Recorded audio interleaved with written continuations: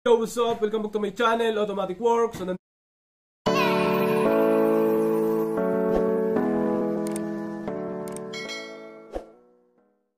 yan, Automatic Works. Toyota Wigo, hindi umaandar. Subukan natin kung mapaandar, pero scan muna tayo. Tingnan natin kung anong fault code. Tsaka troubleshoot natin. Yan, on natin yung susi. Tingnan natin kung lumabas yung check engine. Okay. So, ang titingnan natin dyan, kung nagpakita yung check engine, okay naman. Tingnan natin yung ugong ng motor kung meron. Yan na. Okay, meron naman. So, gumana lahat ng indicator. Maliban sa kompleto indicator lahat. Okay, so hindi pa tayo nagpaandar. Scan muna natin para makakita tayo ng fault code bago tayo mag-umpisa. Yan. Ito yung reading niya sa fault code. Read DTC. Wala yatang fault code. Alright, sa onboard to, no fault code yung onboard. Okay natin yan. Back tayo dito. Punta tayo sa model. Subukan natin kung makakuha tayo ng fault code dito. Vehicle auto scan. Onboard yung kanina, ito naman sa mismong unit. Sa sasakyan, hindi lang siya andar pag walang kuryente, walang gasolina. Yun lang, dalawa. Walang kuryente, walang gasolina, hindi andar. Pagka meron namang gasolina, may kuryente, punta naman tayo doon sa mga priming niya, yung mga unang dadaanan, yung injector, ignition coil. Pagka wala yun, hindi rin siya andar. So, step by step natin yan. Okay, back. Agya, yun. Gen 1 KR tayo. Automatic manual, pares lang yan. Next. Diagnose. Walang fault code. Ang fault code niya EPS lang. Yun, dalawa. Ano to? Trouble code. Overheat to. Ayun, overheat nga. So, may can. May, siya. Wala siyang fault code doon sa engine. Dito. Ayan, sa EFI. Tapos, wala siyang fault code. Yan yung sa engine. Engine, EFI. Yan, ulitin natin na. Quick test. Ito, transmission. Ito, EFI sa engine to. Yan, engine, okay. Automatic transmission, okay. ABS, okay. EPS, ito yun, sa manibela. AB, hindi ko na alam yan. Dito tayo. Focus tayo kasi hindi under to. Okay, wala nga palang trouble code. Doon tayo sa may trouble code. EPS tayo pupunta. Sa EPS may dalawang trouble code. Overheat, preventive control, current limit history. Tapos, chassis to, C. Tapos yung isa, meron siyang CAN communication error, EFI. So, pagka may ganyan, EFI, dito siya pumasok sa APS, pero naka-EFI siya. Nag-CAN communication error. Hindi ko alam bakit. So, troubleshoot natin yan. U0100. Malalim yan pagka mga CAN communication error.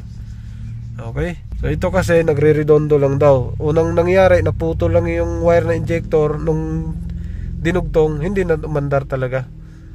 Alright, so nasa 105 yung tinakbo. Alright, so ngayon i-crank natin. So lahat naman ng nasa makina nakakabalik na. Crank natin, meron tayong palatandaan dito sa cranking kung tutuloy silang andar o hindi. Start, baka umandar bigla. Alright, okay naman. Sa nakita ko dito, okay siya. May minomonitor lang ako. Start. Parang may misfire. Okay, so punta tayo dun sa harapan. Yung mga sir, crank natin kung tutuloy siya ng andar. Pero nakita naman yung monitoring. Start natin Ayun, good. Okay yung monitoring ko rito. Ngayon, tingnan natin ulit sa scanner. Re-scan natin kasi hindi pa natin napaikot yon. Ngayon, paikutin natin, lalabas ulit ang trouble code dyan. Yun. Kasi nag-ikot na tayo ng timing. Ayun, meron na ulit sa EFI. Ayan na. Abnormal. So, normal to kasi hindi. normal yan na fault code pagka hindi umaandar. Hindi ko sinabing normal na may fault code na ganyan. Abnormal ignition start. Alright, P160. Pag matagal umandar, lalabas to. Kahit walang problema sa sakyan, basta mag long crank siya, lalabas talaga to. Kahit sa mga BIOS, lalabas yan. Ayan, dito tayo sa data list. Titingnan ko yung injector. Injector, may mga codes. Ayan, may mga codes, tig-isa. Punta tayo sa injector, ignition coil. Tingnan natin. Bihira to. Ignition.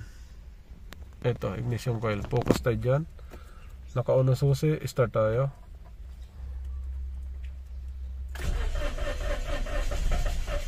Wala. Alright, off natin. Ayaw talaga niya. Okay. Labas tayo. Basahan muna natin lahat ng fuse pala. Fuse muna, fuse. Yun. Ito yung sitwasyon niya dito. Oxygen sensor. Ignition coil yan. Ito na nakakabit. IKI. Okay, wala. So, tingnan natin to. Yung fuel. Binuksan mo na to, sir. Hindi pa. Tingnan natin to. Injector, tingnan natin lahat yan. Tapos, ano pa? TPS, mukhang hindi naman nabunot. Ayan. Ito, hindi kasi ito under eh. Map sensor. Okay. Fuse and relay muna. Bakit ka sumali? Alalay. Yung mga sir, tingnan natin lahat ng fuse yan. Fuse muna. Kasi hindi na siya umandar eh. Laliman muna natin dito. Goods naman. Wala. So, open lang yan. Injector. Galing na injector oh. Meron ng ano, entry. Ang dali ng basahin ah. So, lahat naging 12 volts. 11 volts yan. Lahat ng side nakasaksak. Bunutin natin yung mamaya. Pati ito. Yung mga sir. Nabasahan natin lahat na naka-open. So, naka-uniform naman yung reading. Lahat yan 12 volts kung saan tumapat. Ito. Ground, yan na. 12 volts, 11 volts yan. Standby. Naka-on lang yan. Ito signal sa gitna. Ground, 12 volts. Ground, 12 volts. Tapos sa gitna, sensor. Same din dito sa injector natin. Kompleto siya mga sir. Saksak natin ulit yan. Yun, dito naman sa loob lahat ng fuse at socket. Tingnan natin, check natin yan. Test light natin lahat. So, good naman lahat siya mga sir. Walang putol. Yung mga relay, tingnan natin yan lahat. Tapos yung malalaking fuse na to. Yo mga sir, papakrank natin. Guys sir, kuha na natin ng data. Kung makakabasa at makakuha tayo ng reading. So basta ito naka-on ang susi no? Wala, itong kabila 12 volts, kabila yan. Ito standby 12 volts, 12.1 kabila. Ito pareha sila. Sige sir, crank mo daw. Up. Isa pa. Standby 12.1 kabila 12.1 same. Okay. Yo mga sir, tingnan natin to kung may gasolina siya. On susi sir. Off. Lakas.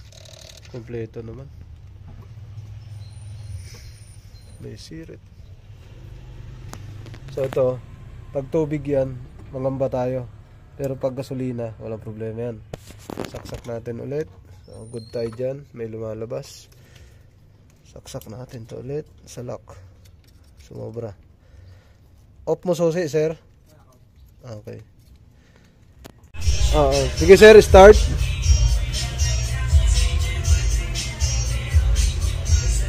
Ayaw ah. Okay. Yun, mandar na. Yun oh. Sige lang, lunod yan. Sige lang, sir. Pandarin mo muna.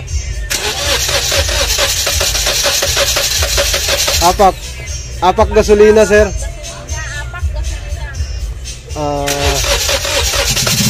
Huwag mong tuduhan. Baka sumabog. Yun, mandar na. So naglinis din tayo ng crankshaft sensor yun.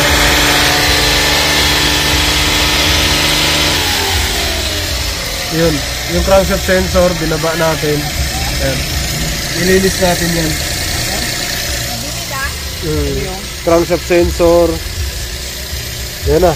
Kunin nyo yung coil, palitan natin. Testing. Okay na, palitan natin. Mandar na mga sir.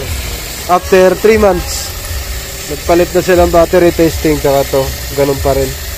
Tapos ito, ginawa na rin. Alright, mandar na. Lipat natin to. Yun. Palitan natin lahat to. Subukan natin. Kasi nagpalit daw sila nito. So hindi mandar yan. Sir, lagay mo lang dyan. Yan yung una, no? Pero wala naman to. In any order naman to. Pangalawa. Ako, naiiwan na yata. Ito yung ano. Hindi sir, teta ko to eh. Nasunog yung ano yan. Okay. Okay. Natin. Good. In any order to. So kahit saan magkabali-baliktad. Ito yung stock. Subukan natin to. Yan na. Ang bihirang yan. Edit mo na lang. Oo nga, yan. Balik natin yung stock. Alright. Yung mga sir, napalitan na natin. Binalik natin yung bago, yung stock. Ito yung binili nila. Sige, start mo sir. Sana mandar. Pag hindi, palit lahat ulit yan talaga. Start. Boom. Ayaw mandar. Yun, one click. Smooth, mas maganda pa siya. Alright. Mas wabi pa, no? Smooth. Hindi na sira. Hindi na sira. Okay na.